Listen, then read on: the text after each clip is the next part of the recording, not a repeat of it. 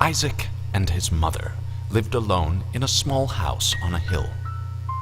Isaac kept to himself, drawing pictures and playing with his toys as his mom watched Christian broadcasts on the television. Life was simple, and they were both happy. That was until the day Isaac's mom heard a voice from above. "Your son has become corrupted by sin. He needs to be saved." "I will do my best to save him, my lord," Isaac's mother replied, rushing into Isaac's room, removing all that was evil from his life. Again, the voice called to her. "Isaac's soul is still corrupt. He needs to be cut off from all that is evil in this world and confess his sins." "I will follow your instructions, Lord. I have faith in thee," Isaac's mother replied, as she locked Isaac in his room, away from the evils of the world. One last time, Isaac's mom heard the voice of God calling to her. "You've done as I've asked, but I still question your devotion to me. To prove your faith, I will ask one more thing of you." "Yes, Lord, anything," Isaac's mother begged. "To prove your love and devotion, I require a sacrifice. Your son Isaac will be this sacrifice. Go into his room and end his life as an offering to me to prove you love me above all else." "Yes, Lord," she replied, grabbing a butcher's knife from the kitchen.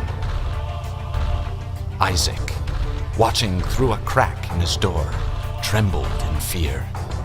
Scrambling around his room to find a hiding place, he noticed a trapdoor to the basement hidden under his rug. Without hesitation, he flung open the hatch, just as his mother burst through his door and threw himself down into the unknown depths below.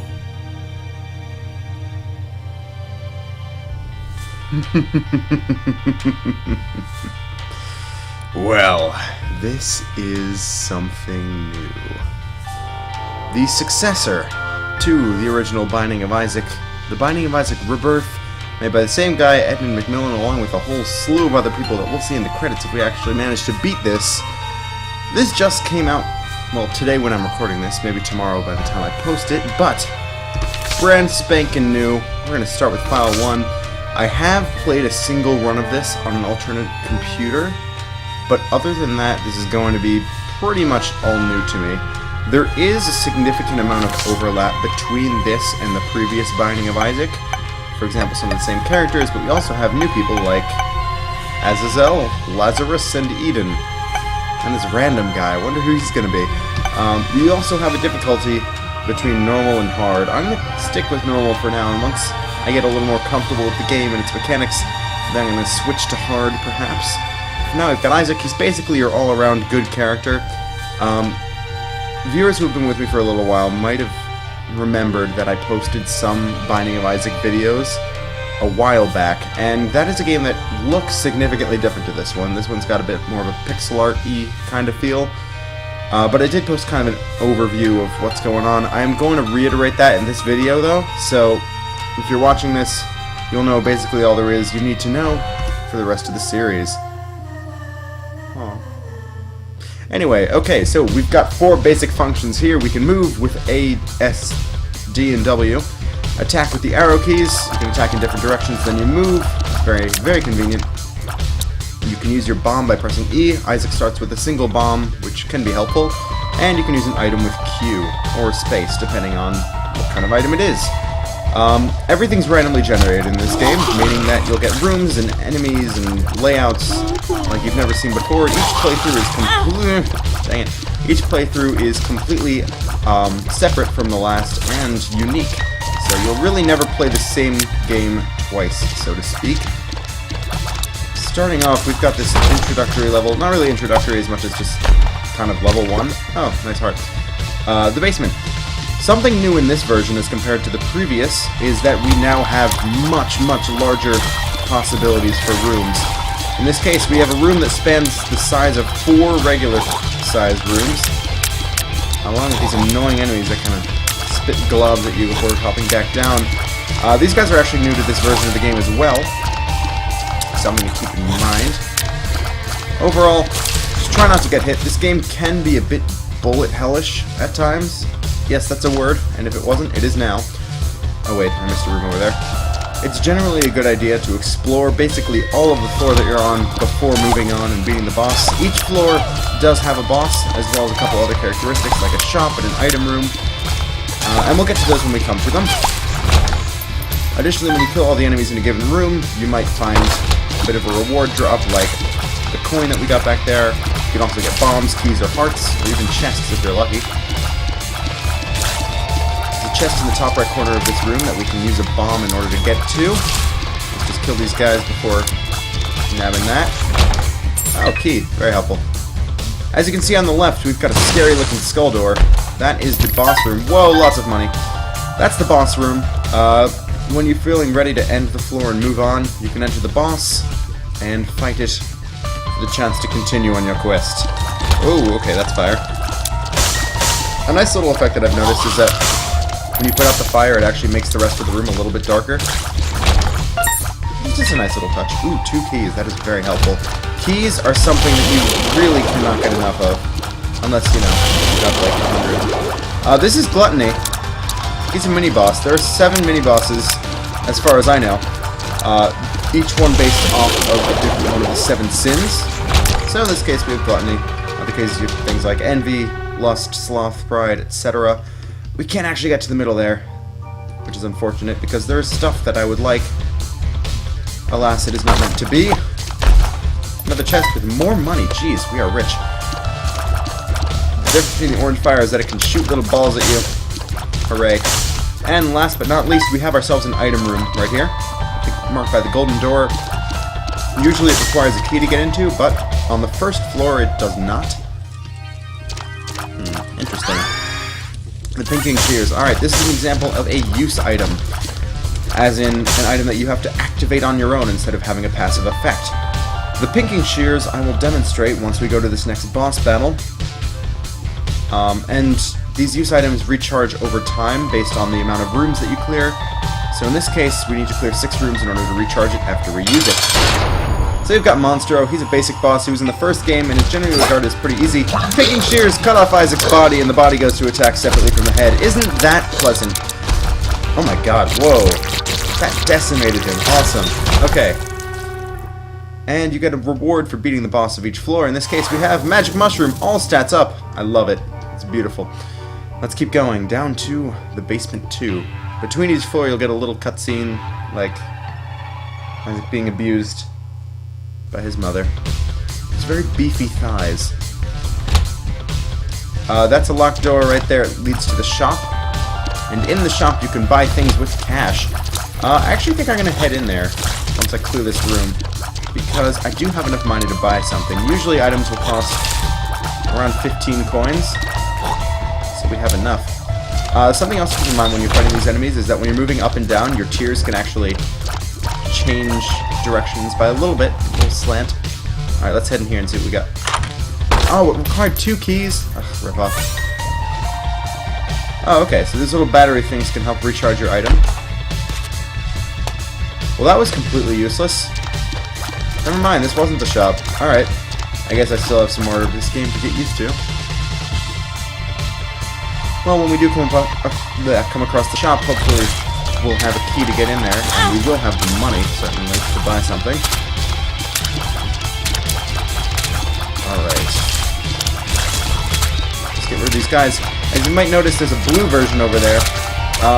Randomly, you might find that some enemies are changed to slightly harder versions, which are usually a little bigger and a different color. Oh god. Oh wait, no, those guys are helpful. Okay. When you kill them, they will usually drop something a little greater, something a little better for you. Like a bomb or a key or something. We do have a key. So let's go in here and... oh god, what is that? That wasn't in the original. Little haunt. Aw. It's kind of cute. Okay, let's see what's in this chest. Blow it up! Kaboom. Bomb and money. Okay, great. Alright, this right here must be the shop. Yeah. Got that characteristic one lock on the door. Alright, I will know for next time and hopefully not waste my 2 keys in the future. Ugh, the worst. Alright, anything else on this floor? I think I remember that there was a room that I passed earlier. Yep, right up there in the corner. It is usually a good idea to... Oh, hi. Sloth. Okay, usually a good idea to clear out each floor completely before heading on. Unless you're a speedrunner, in which case, more power to you. He dead. What'd he drop? Joker. Ooh, okay. Now, if this is the same effect as the last game, I'm gonna hold off on using it until after the boss. And you'll see why.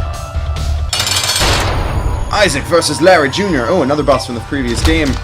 He basically just kind of moves around in an unpredictable pattern. You gotta shoot his segments. Oh, god. No. Shooting his segments does more damage than shooting his head. Why is he purple? Oh, he's poisoned. I guess. Thanks, little Haunt. So helpful. Monstro's Tooth has appeared in the basement. When something appears in the basement, that essentially just means we've unlocked the item, and it will appear on subsequent playthroughs. Monstro's Tooth has been unlocked, essentially. Alright, now I'm going to use this Joker card. Ah, yes. It brings us to the Devil Room. Not sure what those black hearts did.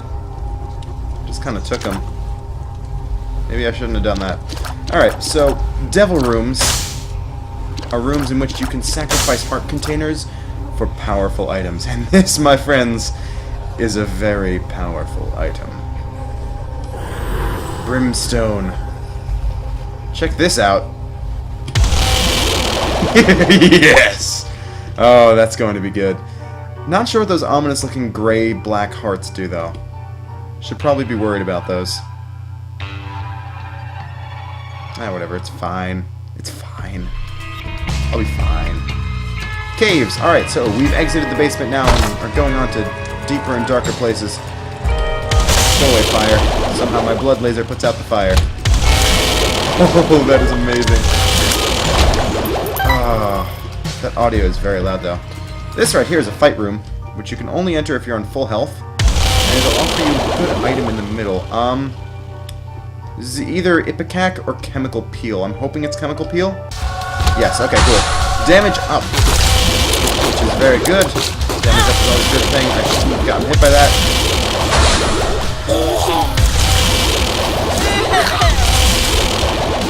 Right then. Basically, once you take... Oh. Okay. So apparently I lost the black heart completely, and it killed all the enemies in the room. That's cool. Anyway, the gist of those rooms is that you enter, take an item if you want, and if you do, you gotta fight a bunch of enemies, 3 waves, in order to retrieve or escape with your prize. And there goes the second black heart. Oh well, it somewhat lasted. Hey, creepy red spiders. Goodbye. Alright, now let's find out what the shop is. Got another key, battery, donation. I feel like donation might be helpful. Let's get a PhD. You know, let's just purchase a PhD. And let's donate some money because I'm sure this is going to be helpful. Okay. I found pills. Yes. Amazing. It does nothing. Let's blow up the donation machine. Why not? Oh. Can I bomb it again? Can. Gives me money. Alright, that's cool. Let's bomb it one more time. Oh, it didn't? Dang. Alright. Well, that was interesting. Not entirely clear on what the donation machine does, but we will find out eventually, I'm sure. Oh god, that's terrifying. Have you noticed, we're on level 3 of this game and already it's descended into a horrible hellscape filled with blood lasers and bloody corpses? Just thought I'd point that out. Hello, who are you? Dry Baby! Oh, I've got a little parade following me. So, oh god. Spikes. Curse you, spikes! They've been a thorn in my side for far too long. Okay. I'm gonna waste 2 keys in order to get that chest. What do we have? Oh, the Hierophant. 2 prayers for the lost, and that should spawn 2... Yeah. faith hearts, soul hearts, whatever you want to call them. I usually just use the words interchangeably. Red patch, your rage grows. Okay. I do like the little hints as to what each item does, though. That's pretty cool. How does one get that? You push one of the blocks aside, like in Zelda? Is that how this works? Why do I flash white when walking through a spider web? These are the questions that our generation has to ask. Oh, okay, that's what the red patch does. If we get damaged, it hurts the enemies. Cool. Oh, lust. Hi. Goodbye. Oh, that's a soul bomb. Balls of steel. 2 more soul hearts. Excellent. So that about does it for this floor. Let's go ahead and find out what the boss is going to be. Ooh, whoa, whoa, whoa. Jeez. Those spikes almost got me again.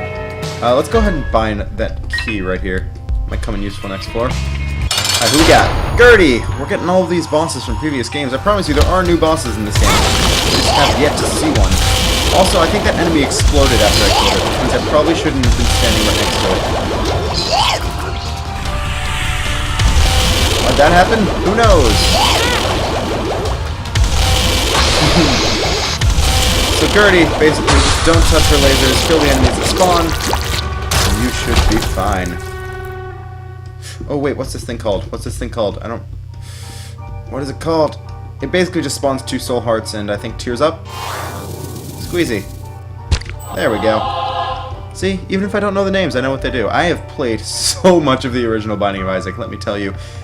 God, I've invested a ton of time into that game. I actually did manage to get the Platinum God achievement, which is, you know, if you know what that means, you'll be impressed. If you don't, that means nothing. So... yeah. Go away. What does my dry baby do? Has he done anything yet? He hasn't seemed to be... He hasn't seemed to have a very noticeable effect as of yet. Also, a thought occurred to me. If this brimstone noise is too loud, I'm not sure what I'm gonna do. I might have to turn down the volume. Hello, Pill. Lemon Party, that sounds wonderful. Oh, okay. Right then. Don't Google that. We have ourselves an item. What do we... this is, again, another... What? Oh. He's so sad looking.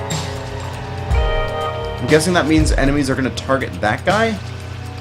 Seems a little bit overpowered, but... I mean, I'm not complaining. Let's just see what's going to happen. Pheromones. Save that for a rainy day. I'm going to try something really quick. Aha! Secret room. Delicious money. Goodbye. Yep, on every floor there is actually a secret room, which contains things like money, or possibly even items. You have to use a bomb in order to get into it, and you can usually predict where it's going to be, or at least narrow it down, because the secret rooms border at least 3 or more rooms. Trailer rooms, that is. Pride. Hi, Pride. Wow, we are killing a lot of the second things in this playthrough. There goes Pride. What do we... The Fool, where journey begins. That takes you back to the original square you started in, which can be useful in some very specific situations, but not for me, not right now.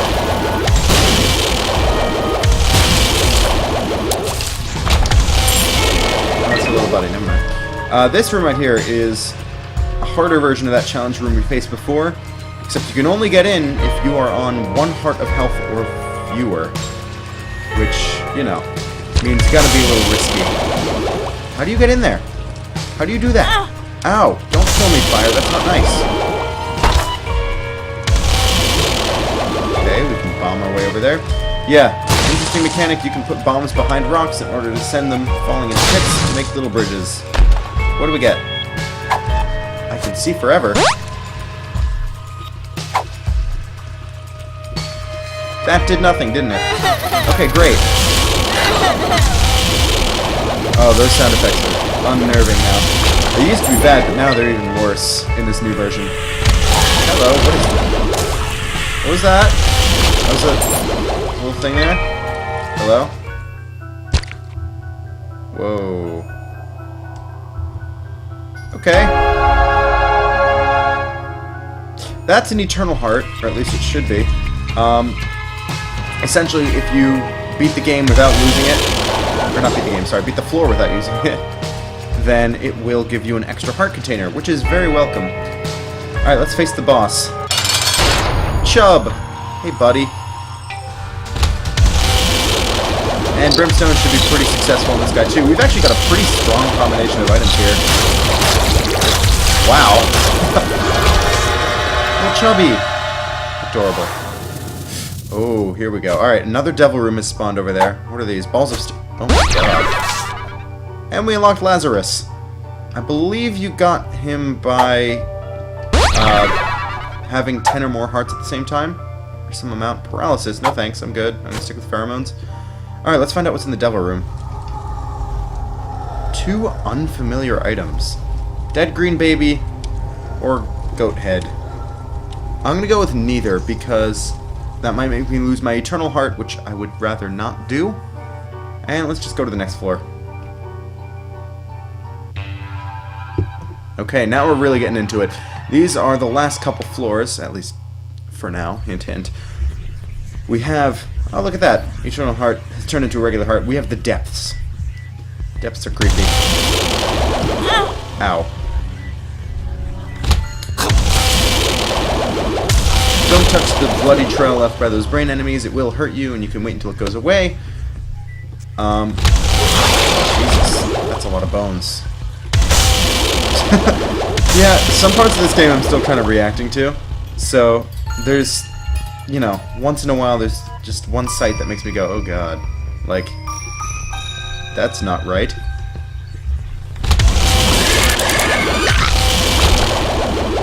Let's just keep going. Let's keep going.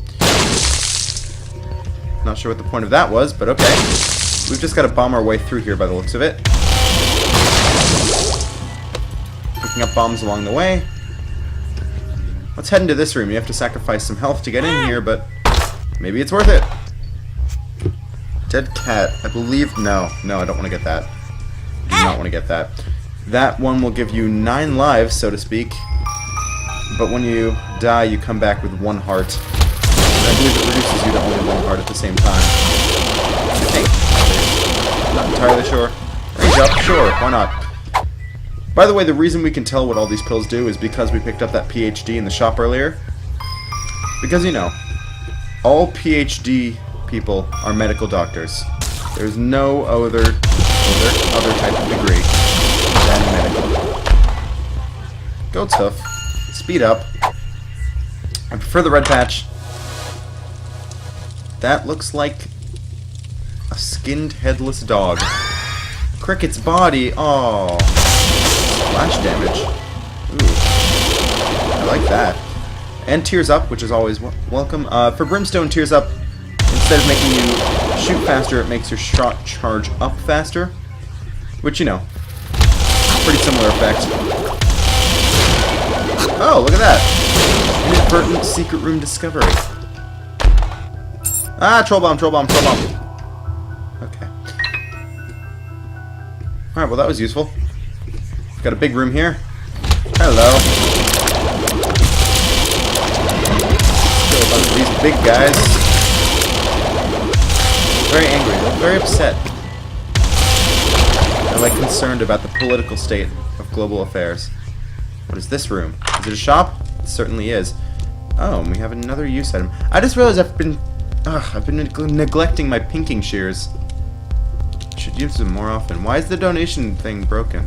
What does that do? Whatever. But yeah, pinking shears, I should be using them because they seem to be super helpful, especially on that monster fight early on. There's a coin in the middle, not like we're getting that. Okay, we've already gotten the item for this floor, so let's just head to the boss. Monster 2! Oh, another guy from the original. We haven't seen any new bosses this entire run. That's unfortunate. Ow. Monster 2 is unique to Monster in that he can shoot lasers and jump up in the air and spawn a bunch of bullets and a bunch of flies. Then you kill them. he explodes. Let's get some health. Good. Right then, on to the final floor of this run. The Depths 2.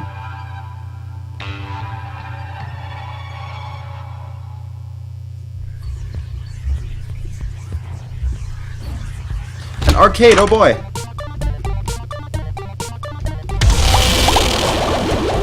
I can get behind this tune. This is a good one. Yeah. Alright, so we've got 3 games in the arcade. Blood Bank, this guy, and Slot Machine. Let's use the Slot Machine a bunch. Because we've got some extra coins, not quite enough to buy an item, but enough to waste all my money on the Slot Machine.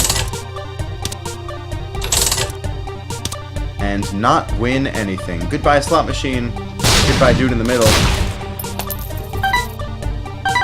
Alright.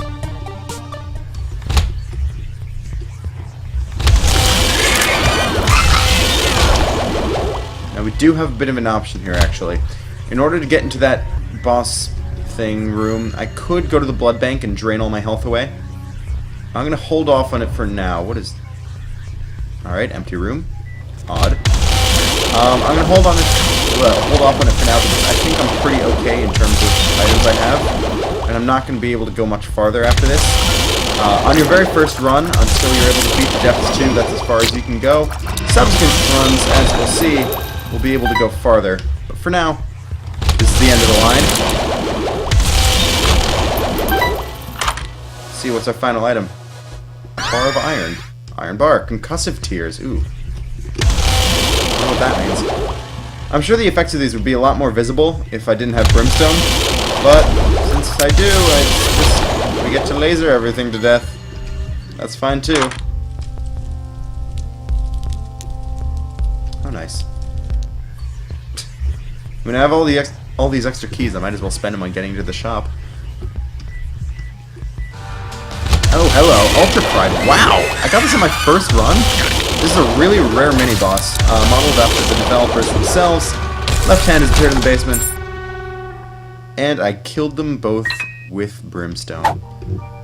Left hand path reaps dark rewards. Fun fact, I'm actually left-handed, so cool.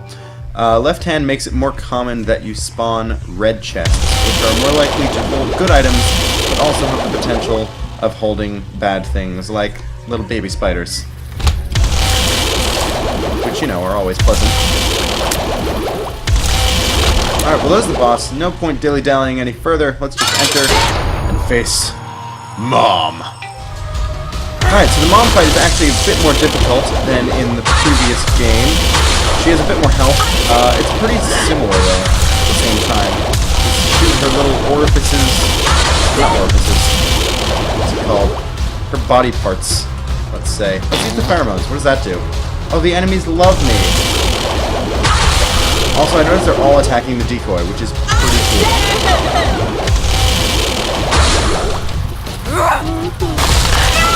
There we go. His mother, fueled with the desire to serve her God, was bearing down on Isaac. I will do as I'm told, my lord. I love you above all else, Isaac's mother repeated to herself. This was the end of the line for Isaac. His mother was far too strong for him.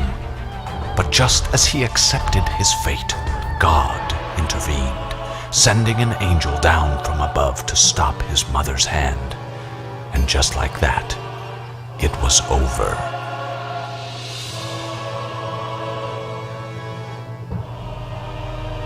Warning, a bunch of unlocks incoming. After the credits. Alright, so that was the very first run of The Binding of Isaac Rebirth. Seems like a really cool game. Like, while it's very similar to its predecessor, there are also a few key differences that make it a little more interesting. Yeah, there are a lot of people who worked on this game. A lot of people. Including James ID. I don't know who that is.